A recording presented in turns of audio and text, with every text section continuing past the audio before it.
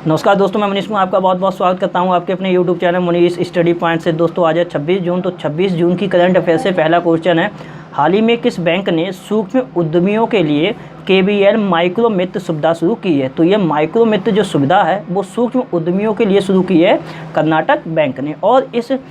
और ये जो माइक्रोमिट योजना है, इसमें इसका मतलब उद्देश्य क्या है, तो इसमें जो छोटे वर्ग के जो उद्यमी होते हैं तो उन लोगों के लिए 10 लाख रुपए की वित्तीय सहायता देगी, 10 लाख रुपए की वित्तीय सहायता दी जाएगी। तो इसी सुविधा के लिए शुरू किया है किसने, तो कर्नाटक बैंक ने, और इसका नाम रखा गया है माइक्रोमिट। अगर बात करें कर्नाटक बैंक की, तो कर्नाटक बैंक की स्थापना हुई थी 1924 में। मुख्यालय कहाँ है, तो मंगलुरु में है। और MD तथा CEO कौन है कर्नाटक बैंक के, तो ये है महाबलेश्वर MS। और महाबलेश्वर MS भी चर्चा में रहते क्योंकि इनका जो कार्यकाल था उनके कार्यकाल का भी विस्तार भी किया गया है।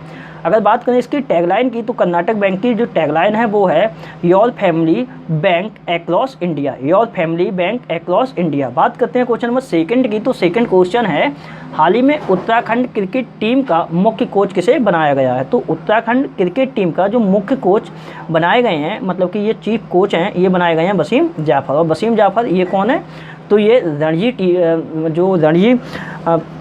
रणजी जो मैच होते हैं उसके बहुत ही अच्छे बल्लेबाज हैं ये वसीम जाफर।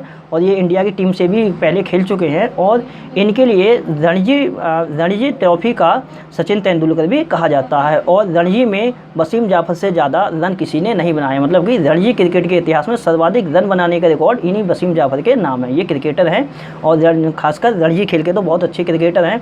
अगर बात करें उत्तराखंड की, चूँकि ये बने हैं उत्तराखंड राज्य की क्रिकेट टीम के मुख्य कोच, तो उत्तराखंड की राजधानी है देहरादून और मुख्यमंत्री हैं त्रिवेंद्र सिंह रावत, राज्यपाल है बेबी रानी मौर्य, और उत्तराखंड का जो हाईकोर्ट है उसके मुख्य न्यायाधीश हैं रमेश रंगनाथ। बात करते हैं उत्तराखंड से संबंधित कुछ अन्य पॉइंटों की, तो कृषि भूमि को पट्टे पर देने वाला पहला राज्य रहा था कौन, तो ये उत्तराखंड ही रहा था। उसके बाद अगर बात करें तो भारत का पहला जो हेलीकॉप्टर समिट का जो आयोजन किया गया था 2020 में जनवरी में किया गया था, तो वो कहाँ किया गया था, तो उत्तराखंड की राजधानी देहरादून में किया गया था। और सुभाष चंद्र बोस आपदा पुरस्कार से भी सम्मानित हुआ है उत्तराखंड राज्यों की श्रेणी में। वहीं बात करें तो देश का पहला गिलास फ्लो सस्पेंशन पुल का भी निर्माण उत्तराखंड के ऋषिकेश में किया जाएगा। और कुछ समय पहले ही जो IIT रुड़की है, उत्तराखंड में पड़ता है IIT रुड़की संस्थान, तो इसने कम लागत वाले फेस शील्ड को भी विकसित किया था। और उसके साथ साथ प्राणवायु नाम से कम लागत वाला पोर्टेबल वेंटिलेटर का भी विकास किया था IIT रुड़की ने। और IIT रुड़की के शोधकर्ताओं ने ही एक्सरे के प्रयोग से 5 सेकंड में कोविड-19 का पता लगाने वाले सॉफ्टवेयर को भी विकसित किया है। और उत्तराखंड राज्य में पड़ता है जिम कॉर्बेट राष्ट्रीय उद्यान, और इस उद्यान में पहली बार जानवरों के लिए पहली क्वारंटीन सर्विस भी शुरू की गई है। वहीं बात करें तो संपर्क दीदी नामक मोबाइल ऐप भी लॉन्च किया था उत्तराखंड राज्य ने, और दृष्टि नामक पोर्टल भी लॉन्च किया था। और कुछ समय पहले ही होप नामक पोर्टल भी लॉन्च किया गया था उत्तराखंड गवर्नमेंट के द्वारा। उसके बाद बात करें तो 1100 दुर्लभ पौधों को विलुप्त होने से बचाने के लिए इनके संरक्षण के प्रयासों को उजागर करने वाली रिपोर्ट जारी करने वाला पहला राज्य बना है उत्तराखंड। और अभी कुछ समय पहले ही चंबा सुरंग का भी उद्घाटन किया गया है उत्तराखंड में। और ये जो चंबा सुरंग है, ये NH जो 44 है उत्तराखंड में, जो ऋषिकेश से धरासू रोड पर है, वहाँ पर ये 440 मीटर लंबी सुरंग है। और इसका जो उद्घाटन किया था वो किया था केंद्रीय जो परिवहन मंत्री हैं नितिन गडकरी। वहीं अगर बात करें तो उत्तराखंड की एक राजधानी और बनाई गई है जिसका नाम है गैरसैंण। और उसके बाद बात करें तो अभी प्रवासियों के लिए मुख्यमंत्री स्वरोजगार योजना की भी शुरुआत की है किसने, तो उत्तराखंड ने ही की है। और उत्तराखंड राज्य ने सबसे बड़ा जैव विविधता पार्क भी खोला है, और ये कहाँ खोला है, तो ये हल्द्वानी में खोला है। बात करते हैं क्वेश्चन नंबर 3 की, तो तीसरा क्वेश्चन है, हाल ही में किस राज्य सरकार ने कोविड सहायता डेस्क स्थापित करने की घोषणा की है।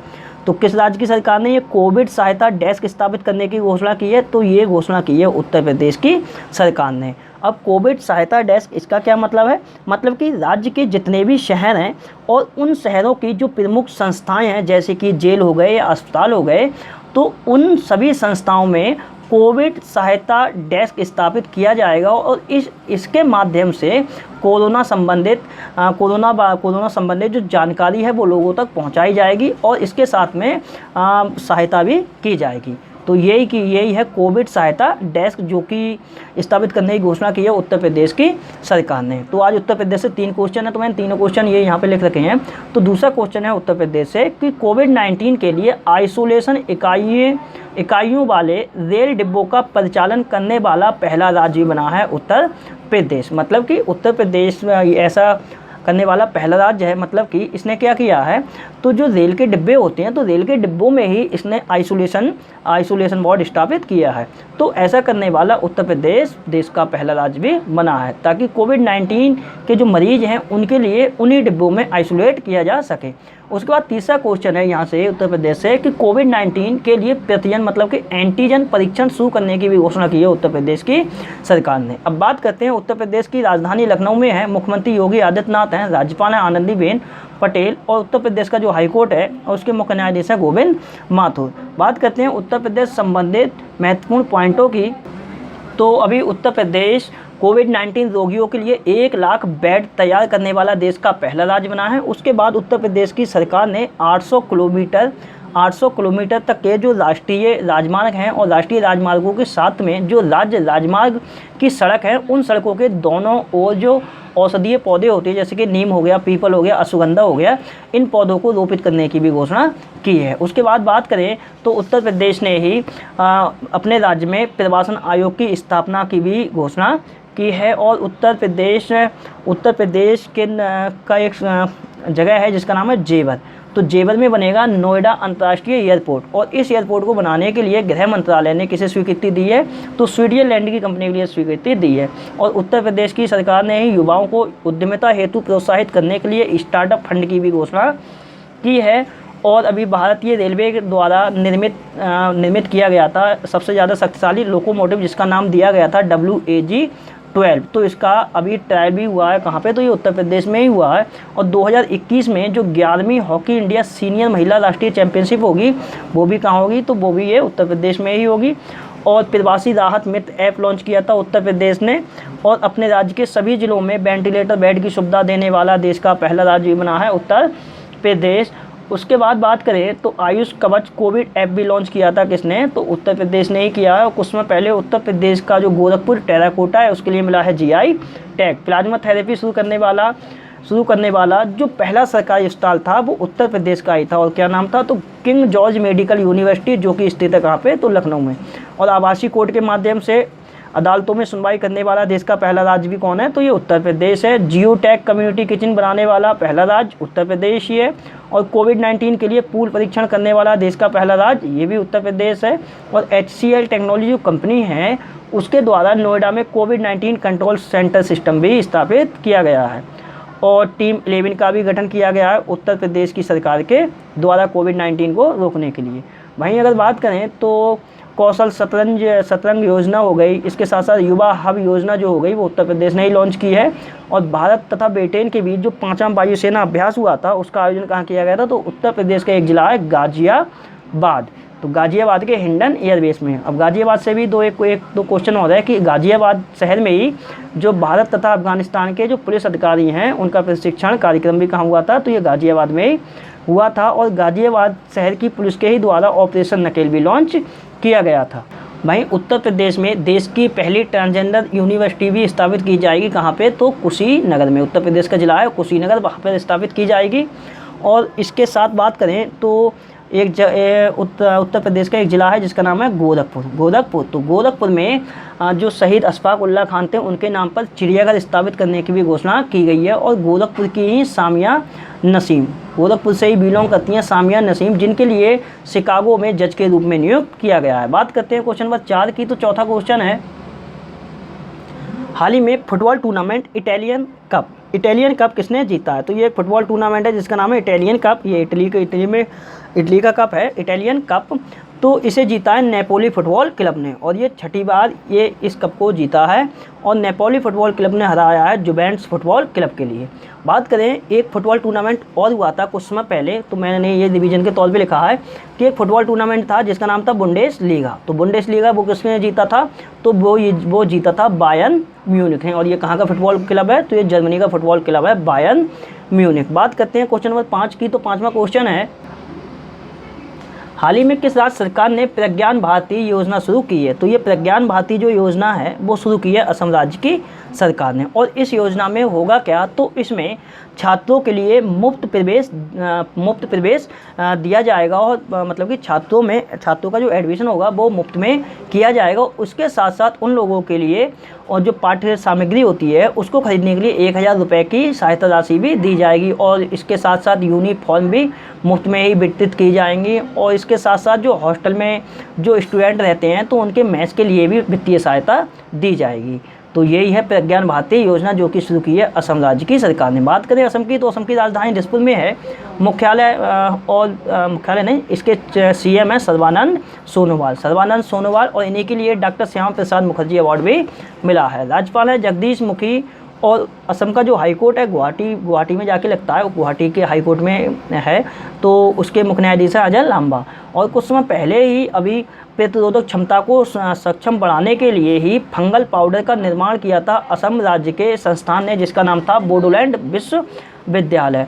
और आईआईटी गुवाहाटी जो कि असम में लगता है, तो आईआईटी गुवाहाटी के द्वारा ही जो मेमोरी लॉस होती है उसको रोकने के लिए एक विशेष तकनीकी भी विकसित की थी आईआईटी गुवाहाटी के शोधकर्ताओं के द्वारा। वहीं बात करें तो कुछ समय पहले ही पत्रकारों को 50 लाख का बीमा कवच देने की घोषणा भी की थी। किसने? तो ये असम ने ही की थी। धनवंतरी योजना की शुरुआत भी असम द्वारा की गई थी। और कोविड-19 के कारण असम में जो कामाख्या देवी मंदिर है, असम में है ये कामाख्या देवी मंदिर, और वहाँ पे लगता है अम्बुबाची मेला। तो कोविड-19 के कारण वहाँ पर लगने वाले जो अम्बुबाची मेला है उसके लिए भी स्थगित कर दिया गया है। और असम राज्य की सरकार ने जो गुवाहाटी के क्षेत्र में एक प्रज्ञा नामक कार्यक्रम की भी शुरुआत की है। और इस कार्यक्रम में रेडियो के माध्यम से स्टूडेंट को शिक्षा दी जाएगी। और आईआईटी गुवाहाटी के ही द्वारा बड़ी जगहों को सैनिटाइज करने के लिए ड्रोन का निर्माण भी किया गया है। वहीं बात करें तो असम राज्य सरकार के द्वारा जो सूरज जाई स्टेडियम है उसमें एक डोमेस्टिक क्वारंटीन सेंटर भी स्थापित किया गया है। वहीं बात करेंगे तो गुवाहाटी के ही क्षेत्र में असम राज्य की सरकार ने भ्रमर सारथी योजना भी लॉन्च की है। और इस योजना के अंतर्गत होगा क्या कि जितने भी जो सीनियर सिटीजन हैं और उनके साथ साथ जो महिलाएं हैं उनके लिए गुवाहाटी के क्षेत्र में फ्री ऑफ कॉस्ट यात्रा कराई जाएगी। उससे पहले अगर बात करें तो असम के ही पर्यावरण कार्यकर्ता हैं जिनका नाम है जादव पायेंग। तो जादव पायेंग के लिए इस वर्ष स्वामी विवेकानंद कर्मयोगी पुरस्कार 2020 के लिए चुना गया है। वहीं 128वां राष्ट्रमंडल पॉइंट ऑफ लाइट पुरस्कार से भी सम्मानित किया गया है जादव पायेंग के लिए। और 65वां फिल्म फेयर अवार्ड का भी आयोजन कहाँ हुआ था? तो असम का एक शहर है जिसका नाम है गुवाहाटी में हुआ था, जिसमें बेस्ट फिल्म रही थी गली बॉय, बेस्ट एक्टर रहे थे रणवीर सिंह, बेस्ट एक्ट्रेस थी आलिया भट्ट और बेस्ट डायरेक्टर रहे थे जोया अख्तर। उसके बाद बात करें तो 71वां जो गणतंत्र दिवस था उसमें सर्वश्रेष्ठ झांकी का पुरस्कार भी जीता था असम राज्य की झांकी ने। और अभी ट्रांसपेरेंसी इंटरनेशनल की रिपोर्ट आई थी इस वर्ष, और इसमें कहा गया था कि बजट निर्माण प्रक्रिया में जो शीर्ष स्थान पर राज्य है वो है असम राज्य। और कुछ समय पहले ही यहाँ पे 3rd खेलो इंडिया यूथ गेम्स का आयोजन भी किया गया था। कहाँ पे? तो गुवाहाटी में किया गया था, जिसमें कि सर्वाधिक पदक जीते थे किसने? तो महाराष्ट्र ने सर्वाधिक पदक जीते थे। बात करते हैं क्वेश्चन नंबर 6 की। तो 6 क्वेश्चन है, हाल ही में भारत के बाहर दुनिया का पहला विश्वविद्यालय कहाँ खुला है? तो दुनिया का पहला विश्वविद्यालय नहीं है, योग विश्वविद्यालय। तो हाल ही में भारत के बाहर दुनिया का पहला योग विश्वविद्यालय खुला है, वो खुला है लॉस एंजलिस अमेरिका में। तो लॉस एंजलिस अमेरिका में इसे स्थापित किया गया है जो कि भारत से बाहर दुनिया का पहला योग विश्वविद्यालय है। और इसका नाम है विवेकानंद योग विश्वविद्यालय। और अभी अमेरिका की से बात करें तो अभी भारतीय मूल की अमेरिकन नागरिक हैं जिनका नाम है गीता पासी के लिए इथोपिया में अमेरिका की तरफ से राजदूत भी नियुक्त किया गया है। बात करते हैं क्वेश्चन नंबर 7 की। तो 7वां क्वेश्चन है, हाल ही में किस संस्थान के द्वारा ध्रुव नामक चिप विकसित की गई है? तो ये एक इंडियन रिसीवर चिप है जिसका नाम है ध्रुव नाम इसका दिया गया है। इसका विकास किया है आईआईटी बॉम्बे ने। अब इस चिप के माध्यम से होगा क्या? तो मोबाइल फ़ोन या जो नेविगेशन डिवाइस में इस्तेमाल करके लोकेशन की जानकारी प्राप्त की जा सकती है इस चिप के माध्यम से। बात करें अगर आईआईटी बॉम्बे की, तो आईआईटी बॉम्बे से ही कुछ क्वेश्चन है। एक तो यही हो गया कि ध्रुव नामक चिप का भी विकास किया है आईआईटी बॉम्बे ने। तो अभी QS वर्ल्ड यूनिवर्सिटी रैंकिंग की रिपोर्ट आई थी, और इस रिपोर्ट में जो भारत की टॉप जो यूनिवर्सिटी रही थी वो रही थी IIT बॉम्बे। ये IIT बॉम्बे रही थी, ये भारत में टॉप पर रही थी किसकी रैंकिंग के अनुसार, तो QS वर्ल्ड यूनिवर्सिटी रैंकिंग के अनुसार। और IIT बॉम्बे का जो वैश्विक स्तर पर स्थान था वो कौन सा था, तो 172वां था। उसके बाद IIT बॉम्बे के ही द्वारा क्वारंटाइन नामक ऐप भी लॉन्च किया गया था, इस ऐप का नाम दिया था क्वारंटाइन।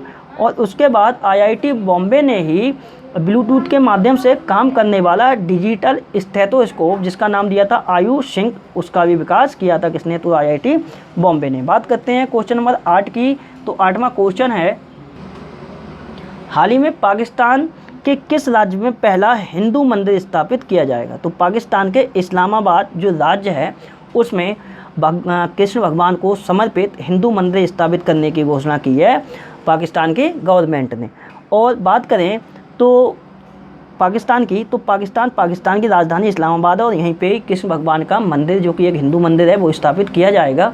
राजधानी इस्लामाबाद में मुद्रा है रुपया, राष्ट्रपति हैं आरिफ अलवी पाकिस्तान के, और प्राइम मिनिस्टर हैं इमरान खान। और इमरान खान जो कि इनके लिए Muslim man of the year का भी अवार्ड दिया गया था। बात करें अगर पाकिस्तान की, तो पाकिस्तान सबसे इम्पोर्टेंट क्वेश्चन है कि पाकिस्तानी एयरफोर्स में पहले हिंदू पायलट के रूप में नियुक्त हुए हैं, इनका क्या नाम है, तो इनका नाम है राहुल देव। इनका नाम है राहुल देव। तो राहुल देव पाकिस्तान की जो एयरफोर्स है उसमें पहले हिंदू पायलट नियुक्त हुए हैं।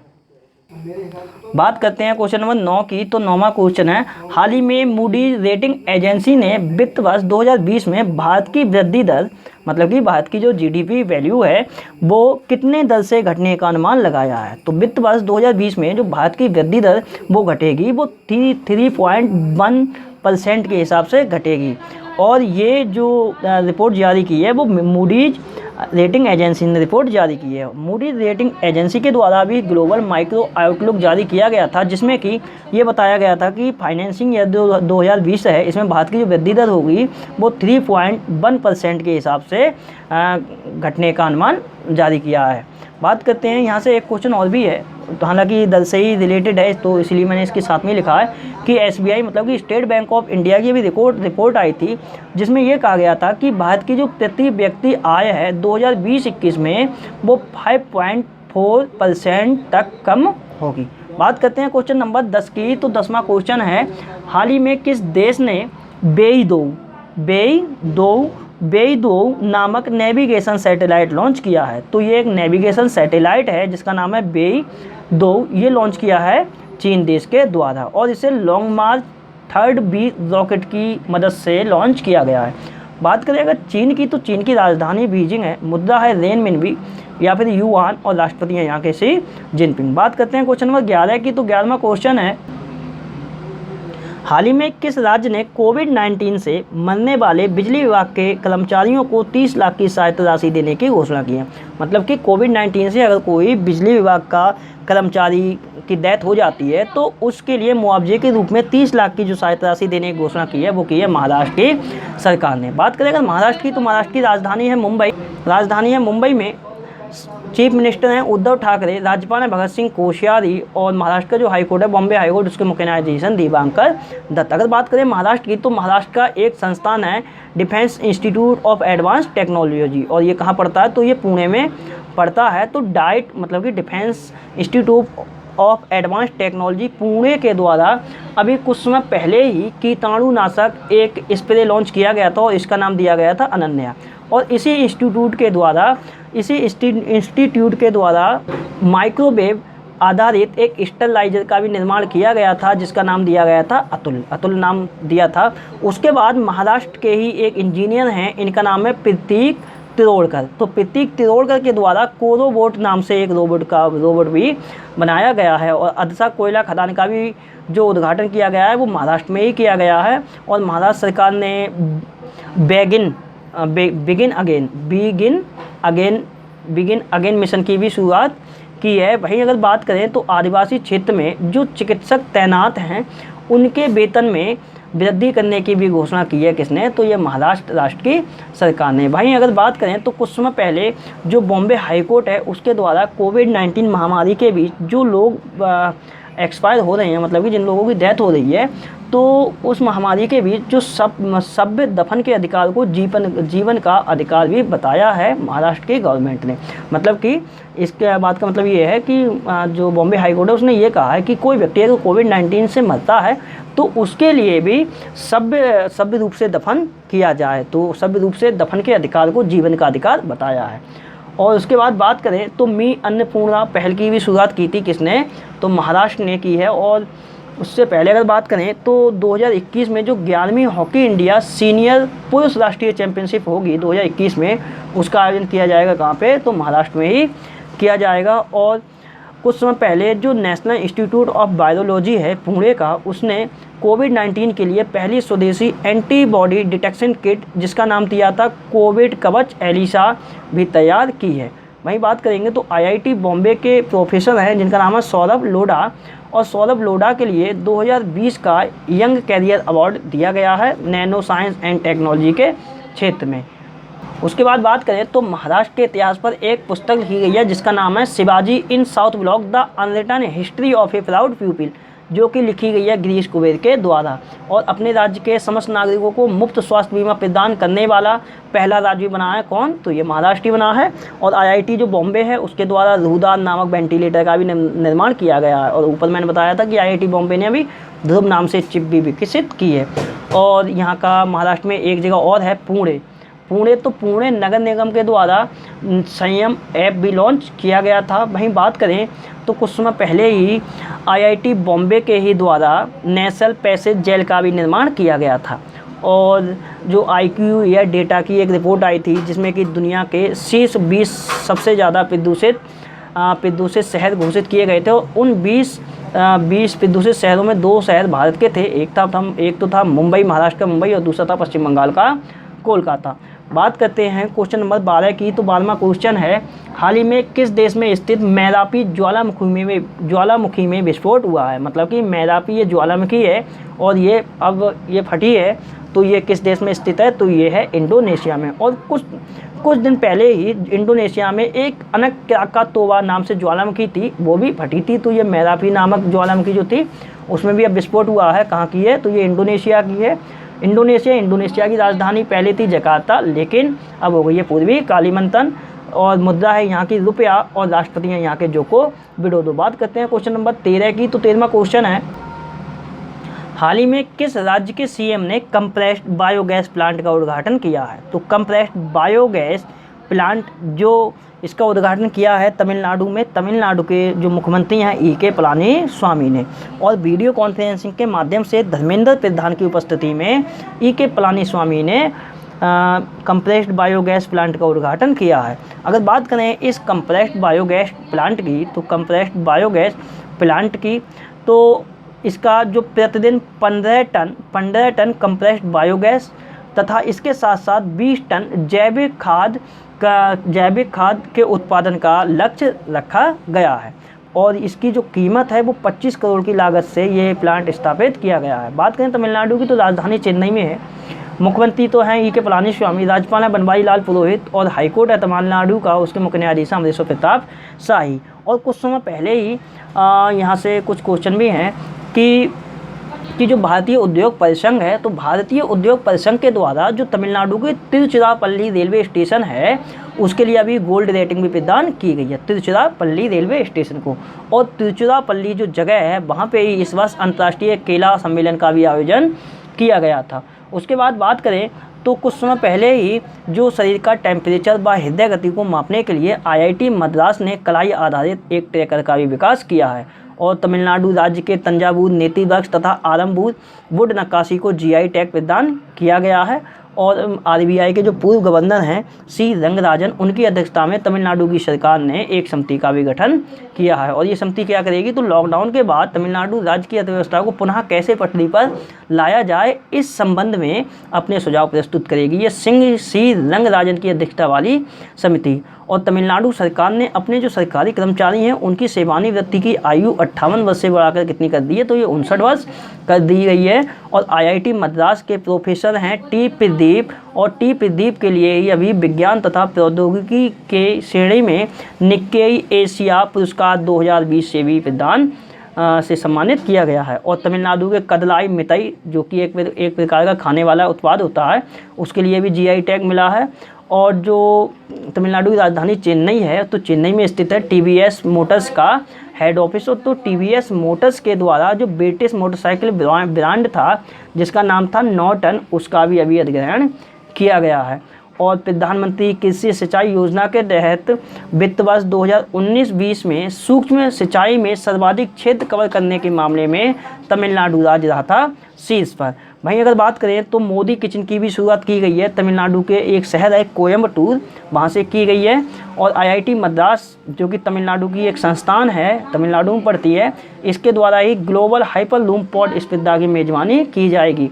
और इसी संस्थान मतलब कि आईआईटी मद्रास के ही द्वारा महिलाओं के लिए कैरियर बैक टू वुमेन नामक पहल की भी शुरुआत की गई है। वहीं बात करें तो पोषण अभियान के प्रतिभागियों की सूची में तमिलनाडु राज्य रहा है शीर्ष पर। और अंतर्राष्ट्रीय केला सम्मेलन का आयोजन तो मैंने बता दिया था कहाँ हुआ था, तो ये तिरुचिरापल्ली में हुआ था। और वहीं अगर बात करें तो कुछ समय पहले ही भारत तथा जापान के, मतलब कि ये जनवरी के आसपास का क्वेश्चन है, तो भारत तथा जापान के तटरक्षकों के बीच एक अभ्यास का आयोजन किया गया था जिसका नाम दिया था सहयोग कैजिन।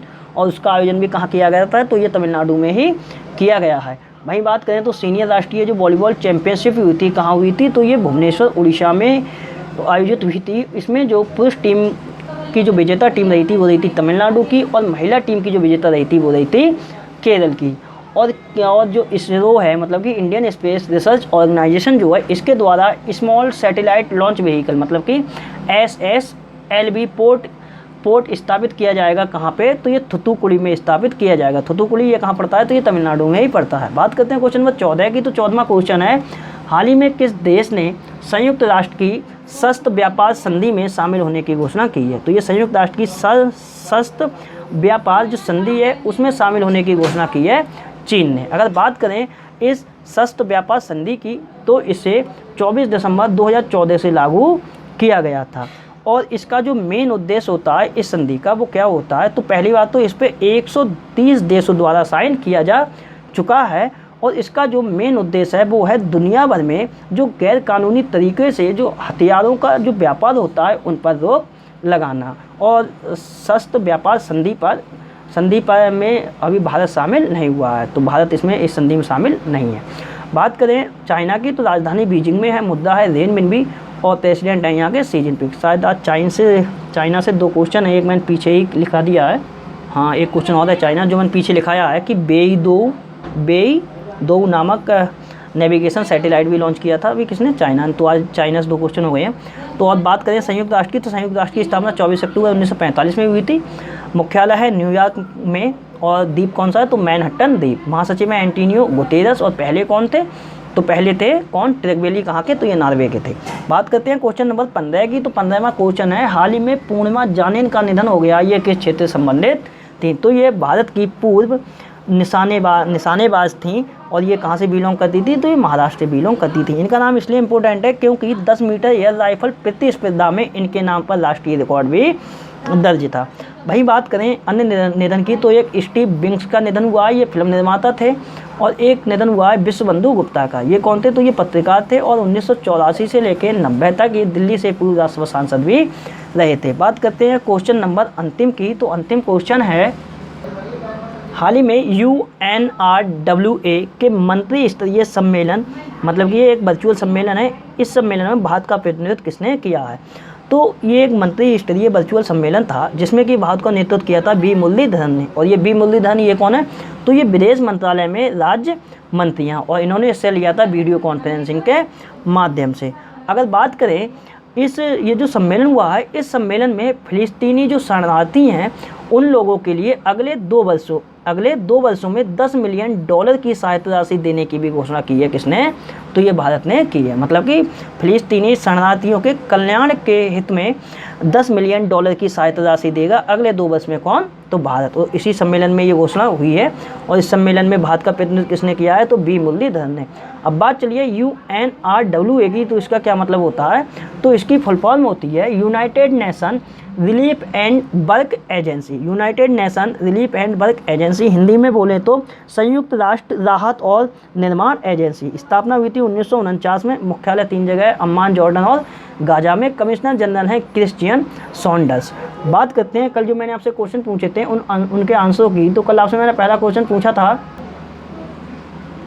प्ले लिटिल योजना किस राज्य ने लॉन्च की थी। पहला क्वेश्चन ये था। हिंदी में इसे बोलते हैं एक टू खेलो योजना और एक टू पढ़ो। एक टू खेलो और एक टू पढ़ो योजना, ये त्रिपुरा राज्य ने लॉन्च की थी। दूसरा क्वेश्चन पूछा था ITF पुरुष खिलाड़ी पैनल में शामिल होने वाले भारतीय कौन थे, तो ये थे निकी पूनाचा। तीसरा क्वेश्चन पूछा था किस बैंक द्वारा बांग्लादेश को $1.05 मिलियन देने की मंजूरी दी गई है, तो इसका आंसर था वर्ल्ड बैंक। चौथा क्वेश्चन था मुख्यमंत्री श्रमिक योजना किस राज्य ने लॉन्च की है, इसका आंसर था झारखंड। पांचवा क्वेश्चन था संयुक्त राष्ट्र योग दिवस कब मनाया गया है, इसका आंसर था 23 जून, और 23 जून के लिए ही मनाया गया है अंतर्राष्ट्रीय ओलंपिक दिवस, और इसके साथ साथ मनाया गया है अंतर्राष्ट्रीय विधवा दिवस। और छठा क्वेश्चन मैंने पूछा था JSW सीमेंट के ब्रांड एम्बेसडर कौन बने हैं, तो ये बने हैं सौरभ गांगुली, और इनके साथ साथ बने हैं सुनील छेत्री। सातवां क्वेश्चन पूछा था ऑनलाइन कक्षाओं पर प्रतिबंध किस राज्य सरकार ने लगाया है, तो ये मध्य प्रदेश ने अभी ऑनलाइन कक्षाओं पर प्रतिबंध लगाया है कक्षा 5 तक की कक्षाओं में। इससे पहले कर्नाटक भी प्रतिबंध लगा चुका है कक्षा 5 तक की कक्षाओं पर। और आज के लिए आपसे पहला क्वेश्चन है युक्ति 2.0 नामक पहल की शुरुआत किसने की है, या उस मंत्री का नाम लिख देना या मंत्रालय बता देना। दूसरा क्वेश्चन बताना है इंदिरा रसोई योजना की शुरुआत किस राज्य में हुई है। तीसरा बताना है मिशन जीरो योजना किस राज्य ने लॉन्च की है। चौथा क्वेश्चन बताना है निष्ठा विद्युत मित्र योजना किस राज्य द्वारा लॉन्च की गई है। और पांचवा क्वेश्चन बताना है कि रेसलिंग लीजेंड हैं मेयर कैलावे, इन्होंने अभी संन्यास लिया है, इनका उपनाम बताना है। और छठा क्वेश्चन बताना है कि इथोपिया में अमेरिका देश की राजदूत कौन नियुक्त हुई हैं। तो वीडियो होती है यहीं समाप्त। वीडियो अगर आपके लिए पसंद आई हो तो मेरे चैनल मुनीष स्टडी पॉइंट के लिए लाइक करें, शेयर करें, सब्सक्राइब करें। वीडियो को टाइम देने के लिए बहुत बहुत धन्यवाद। आपका दिन शुभ हो।